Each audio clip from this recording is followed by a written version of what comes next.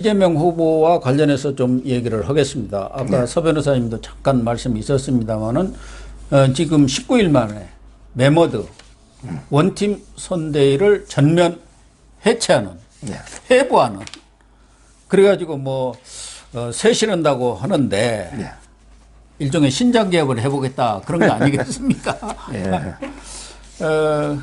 이재명 후보로서는 아마 답답하기는 답답할 거예요. 지지율이 뭐 30대 안팎에서 이렇게 박스권에 갇혀가지고 정체 현상을 빚으니까 21일 긴급 의총에서 이재명 후보한테 전권을 위임하기로 했는데 정권 위임하면 당 쇄신이 되고 선대위 혁신이 되는 겁니까? 제가 보기에 저번 주에요. 저번 주에 이재명 후보의 여러 말들이 이제 매일 오잖아요. 가장 이게 거짓말 있잖아, 망언.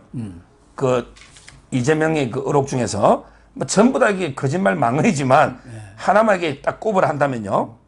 이재명이 뭐라 했냐면 저번 주에 사람들이 이재명이는 좋은데 영 당이 마음에 안 들어서 민주당이 이재명이는 마음에 드는데 당이 마음에 안 들어서 지지 못했겠다. 이런 사람이 많다. 야, 이야기가 저는 저번 주에 가장 큰 거짓말 망언이라고 봅니다. 뭐냐면 그래서 제가 이재명에 대해서 방송에서 물어본 게요. 너 한 번이라도 문재인보다 지지율 높여본 적 있냐? 그렇죠. 한 번도 없었죠. 아니 역대요. 역대 임기 말에 대통령이요. 떠오르는 새로운 후보보다 지지율이 높다는 게 말이 됩니까?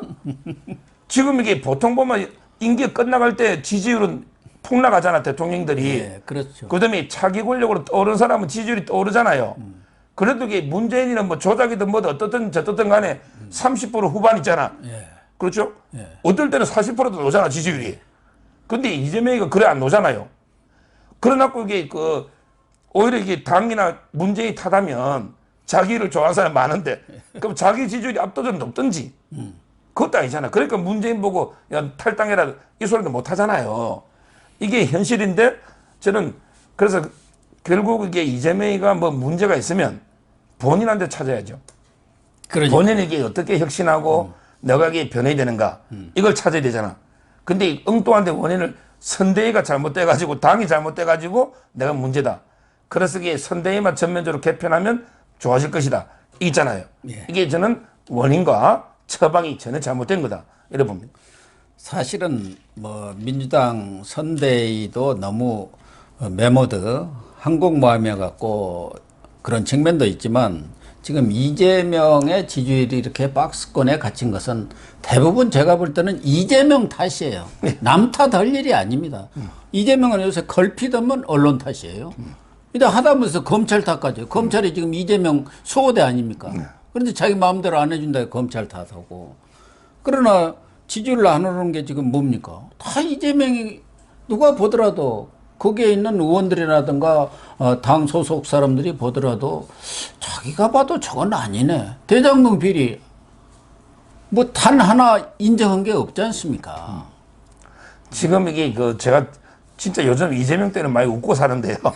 이재명 때는 코미디보다 더 재밌는 게 많은데 한마디로 저번에 또 부산에 가가지고 메타버스 할 때 했잖아. 언론 환경이 너무 기울어져 가지고 언론이 우리한테 너무 안 좋다. 그래서 여러분 하나하나가 언론이 대주십시오 막 이렇게 했잖아요. 지금 박사님도 마찬가지지만 제가 정권 바뀌고 문재인 들어서 보수 패널들 있죠. 방송에 다 잘리잖아요. 그리고 이제 김어준이라든지 주진우라든지 뭐 하다못해 돼지 새끼처럼 김용민이 있잖아. 전부 다 한 자리씩 다 깨찼죠. 지금 KBS, MBC 어제 봤잖아요. 국민의 전파 낭비 아닙니까? 아무 내용이 없는 걸 TV조선 아니 저는 이해가 안 되는 게 보수 종편까지 다 중계를 이게 전파 낭비 아닙니까? 중계 안 하면은 또 나중에 불이익 주니까. 불이익 준다니까 헐sol 쳐오는 거죠. 아니 이게 어느 쪽으로 언론 환경이 기울어진 겁니까? 이재명이 아무리 입은 삐뚤어지도 말은 똑바로 해야지. 도대체 언론 환경이 보수 쪽으로 기울어진 거예요. 좌파 진보 쪽으로 기울어진 거예요.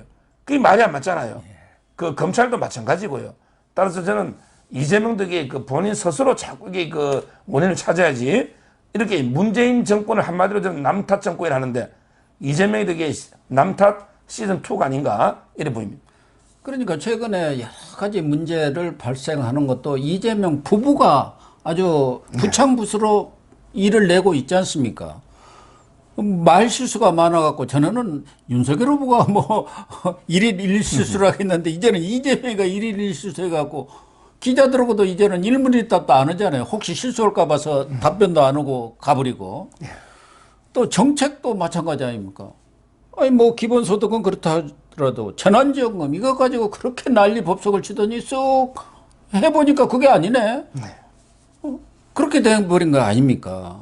그러니까 더군다나 또 부인이 무슨 낙상사고를 당해가지고 그것도 또 뭐 어디 병원에 가는지 외출을 하면서 대여까지 각해무사라 겁니까? 이 동원해갖고 그 난리를 치고 언론에 골탕을 모이고 이러면서 어떻게 이 민주당 의원들 입장에서는 참 자기 탓은 안 하고 남 탓만 한다고 불평불만이 나올 만하겠어요. 그러니까 지금 이게 뭐 민주당 선대위가 좀 비대한 건 맞죠? 네, 맞죠. 어떻게 169명, 170명 전부 되고 공동선대위원장이 13명이니까. 13명입니까? 이게 맞는데 지금은 그 어떻게 구성을 누가 다 했나요? 본인이 이재명이가 다 한 게 문제고요. 지금 이게 제가 보니까 이 선대위 뭐 이재명이가 쇄신한다니까 사표 낸 사람도 있죠. 이게 의도가 저는 좀 의심스럽습니다. 대표적으로 이제 이광재하고 김두관이가 사표를 냈죠. 김영주도 냈죠. 예. 국회 부의장이고. 예, 김영주. 예. 근데 이 사람들이 저는 순수한 마음으로 이재명이한테 힘을 실어주고 개편해라고 이렇게 사표 낸 게 저는 아니라 봐요. 이 사람들에게 저는 크게 두 가지 의도가 있는 게요. 첫째는 이게 어차피 이재명으로 안 돼가 떠나고 싶은데 잘 됐다. 자꾸 이게 서울에 있는데 선대회의로 하면 머리 아프잖아요. 어차피 이게 이재명으로는 이번 선거 어렵다. 그래서 이게 떠나고 싶은데 마침 이게 개편한다니까 잘 됐다. 내부터 사표 내자. 원래 이게 배가 난파하잖아요. 이재명이라는 배가 난파하면 지새끼들이 먼저 떠나거든요. 이광재가 이게 정세균하고 손잡았던 사람이에요. 뭐가 이게 이재명이 돕고시켰어요? 김두관도 이게 원조 친노 리틀 노무현이라고 했어요. 뭔가 이게 이재명이 돕고시켰어요? 따라서 이게 저는 울고 싶은데 이게 뺨 때려주는, 따라서 자기들이 저는 난파선에서 떠나는 거 있잖아. 이게 첫째 의도고 사표 낸 거.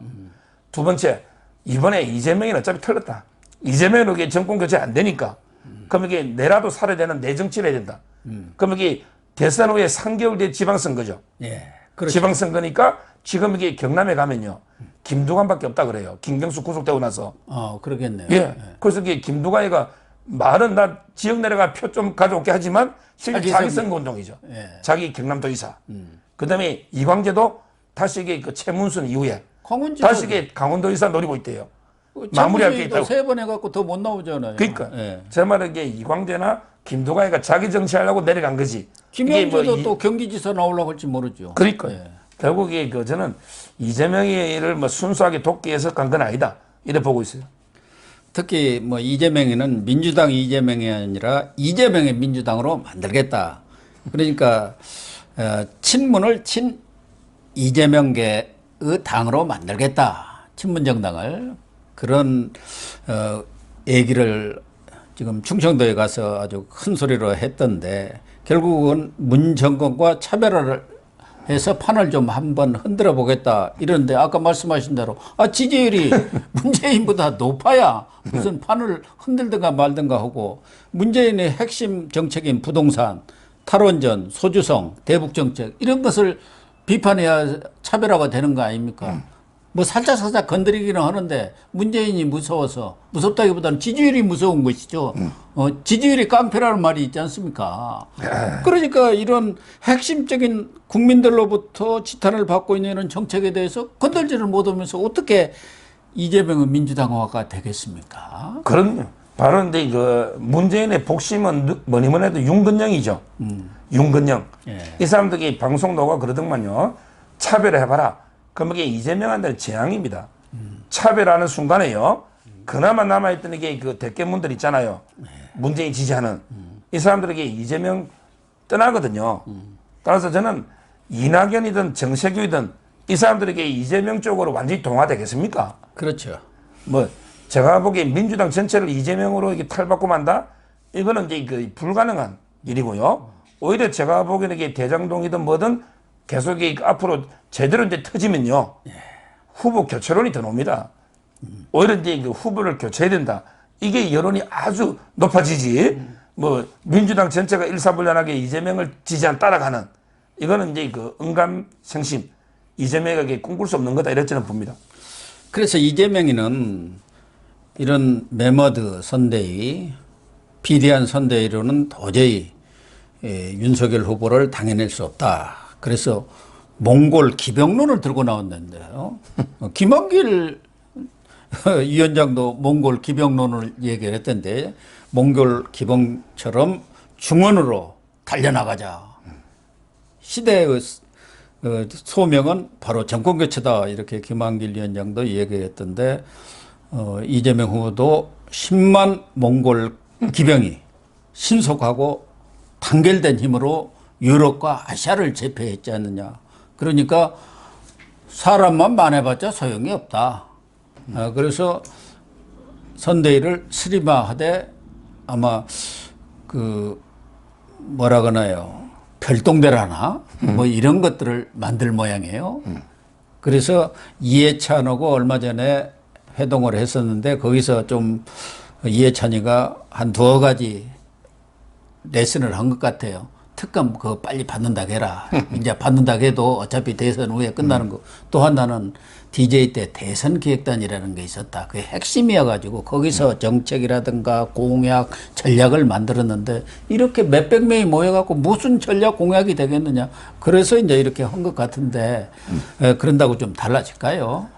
제가 이제 몽골 기병론 역사를 쭉 찾아봤어요. 아, 그랬습니까 또? 잘 찾아보니까 이게 정동영이가 제일 먼저 예, 정동영이 예. 옛날에 정동영 후보가 몽골 기병론 계속 이야기했거든요.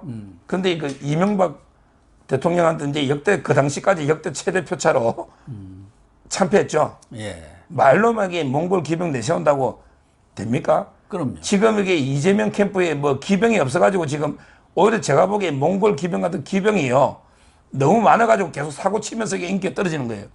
몽골 기병이 뭐냐면 이게 어떤 이슈가 생기면 신속하고 이렇게 반격하고 치는 게 몽골 기병이거든. 근데 지금 이게 이재명 캠프가 뭐 네거티브 대응이나 이게 못하는 게 아니에요. 제가 보기에 그 입이 너무 많아. 지금 대변인이 몇십 명입니까? 그래갖고 대변인이. 헛발질만 근데 하고 전부 다 이게 막 질러가지고 전부 이게 가짜뉴스로. 그러니까 한마디로 이게 정확성이 떨어지는 거예요. 지금 제가 보기에 그 중구난방처럼 이게 입이 너무 많아가지고 오히려 이게 너무 과잉 대응하다가 그리고 이게 윤석열 후보에 대해서 너무 네거티브 막 지르다가 역풍이 불고 있는 거거든요. 그렇습니다. 따라서 저는 이게 그 뭐 제가 이재명한테 뭐 건의할 게 뭐 있어? 저는 이재명이 잘못된 방송하면 좋지. 제가 여기에 뭐 조언해 줄 이유도 없잖아. 근데 그 오늘 그 신문 있잖아요. 서울신문. 예. 서울신문 사설은 뭐 객관적이니까 국민일보하고 사설에 제가 한 구절을 여기 놓더라고 요 부분이 요걸 여기 그 읽어만 줍니다. 뭐냐면 이게 그 지금 자꾸 이게 발빠른 대응하는 이걸 목표로 하는데 그게 바람직해 보이지는 않는다. 지금 지지율 정체가 적시적시 대받아치지 못하고 있기 때문은 아니다. 진짜 이게 그 선대위 개편하려면 국가 비전을 명확하게 제시하고 국민의 동의와 지지를 이끌어내는 조직이 넣어야지. 이런 식으로 이게 그 싸움매가 대받아치는 몽골 기병처럼 이게 그 문제가 아니다. 이런 게 사설들이 지금 이런 논조입니다. 따라서 저는 이것도 이게 이재명이가 지금 헛다리 짚고 있다. 몽골 기병론 이래 봅니다. 몽골 기병이라는 게 결과적으로 보면은 예전에 성남 라인들이 있지 않습니까? 측근들 몇 사람 데리고 그냥 해 나가겠다 뭐 그런 정도 아니겠습니까? 더군다나 이 성남시장이라든가 경기지사와 전국 대선이라는 것은 또 판이 다르지 않습니까? 성남 라인. 그 역량이라든가 커패시티가 다르는 거거든요. 그럼요. 성남 라인이라고 이게 뭐 7인방, 10인방 예. 사진들 쭉 놓잖아요. 제가 읽어봤더니 전부 다 이게 피해자들만. 그 성남 라인은 한마디로 이게 범죄 소굴이에요. 제가 보기에 그 범죄단체 조직제 있죠. 그는 이게 최하 10년 이상입니다. 그 성남 소굴, 범죄 소굴, 이거는 이제 범죄단체 조직제로 처벌받아야 될 사람들이 뭐 성대의 중요 요직을 깨쳐가지고 논다? 지금 이게 그러면 엄청나게 저는 더 이게 지지율이 폭락할 수밖에 없는 거예요. 지금 그 성남 시장 선거하고요. 그 다음에 대통령 선거가 같습니까? 박사님 말씀처럼 이게 그 차원이 틀린 선거예요. 따라서 저는 뭐 지금 이게 대안으로 뭐 성남 7인방이든 누구든 전면에 나서야 된다. 이거는 이게 말이 안 되고 오히려 이게 정진상, 뭐 김용 이런 대변인들 있잖아요. 이 사람들에게 빨리 저는 검찰청이나 이게 법원 교도소로 가야지. 지금 이게 선대위에 중추를 꿰차고 있을 그게 아니다 봅니다. 제가 볼 때는 백약이 무효인 상황인데 이재명 후보가 이제는 언론 탓, 검찰 탓을 넘어서 이제 의원 탓, 민주당 의원 탓 조금 가면은 이제 더 이것도 안 되겠다 하면 문재인 탓으로 가겠죠. 아직까지는 그까지는 못 간 것 같아. 문재인 지지율이 자기보다 훨씬 높으니까. 그러나 제가 볼 때는 이재명 스스로가 정말 본인은 뭐 반성하고 원점에서 처음에서 시작하겠다는데 대장동 비리에 대해서 솔직하게 국민들한테 잘못을 빌고 용서를 구해야 뭔가 반전이 생긴다고 봅니다. 국민들이 다 누가 보더라도 삼척 종교한테 물어봐도 이재명이가 책임 없다고 생각하는 사람이 누가 있겠습니까? 그걸 딱 덮어놓고 그리고 우리는 뭐 남 탓만 해가지고 이 상황이 바뀌겠습니까? 제가 볼 때는 별 영향도 없는 그 성남시장 선거에나 쓸만한 사람들 그런 인재들 데리고 뭘 새롭게 구성한들 그게 뭐 슬리만이라 뭐 별것을 하더라도 크게 성과는 없지 않겠나 그렇게 결론을 내리고 싶습니다. 저번 주에 또 뭐 망언한 게요. 예. 자기는 이제 그 대장동을 뭐 박근혜 이명박 정권 때 탈탈 털려가지고 평생에 그 한 줌 먼지도 없이 깨끗하게 그 살아왔다고 하면서 오히려 이제 또 국민의힘이 도둑질하는 걸 자기는 그 막아가지고 그 작물을 해소했다. 뭐 이런 식으로 그 망발을 하고 있는데요. 이 대장동에 대해서 이제 그 본인이 진심 어린 사과가 없는 거예요. 그럼 뭐 한 번은 이런 말을 했죠. 내가 자화자찬하기 이전에 그 국민들의 그 상실감 있잖아. 이걸 먼저 사과부터 했어야 되는데 뭐 아쉽다 이런 말을 했지만 그게 진심 어린 사과가 아니에요. 진심 어린 제가 보기에 지금도 자기는 계속 그 오히려 환수했다고 자화자찬 강변하고 있는 거거든요. 그럼요. 자기 잘못을 인정 안 하고. 근데 그 저는 대장동에서 가장 틀어진 게요. 제 물어봤더니 유동규가 내 척근이 아니다. 이 말부터 틀어지대.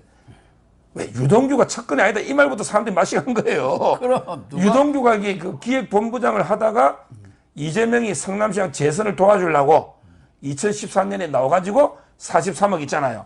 이걸 이렇게 캠퍼가 이렇게 고생을 해가지고 선거 이기고 다시 기획본부장 갔잖아요. 이 이동규가 척근이 아니다.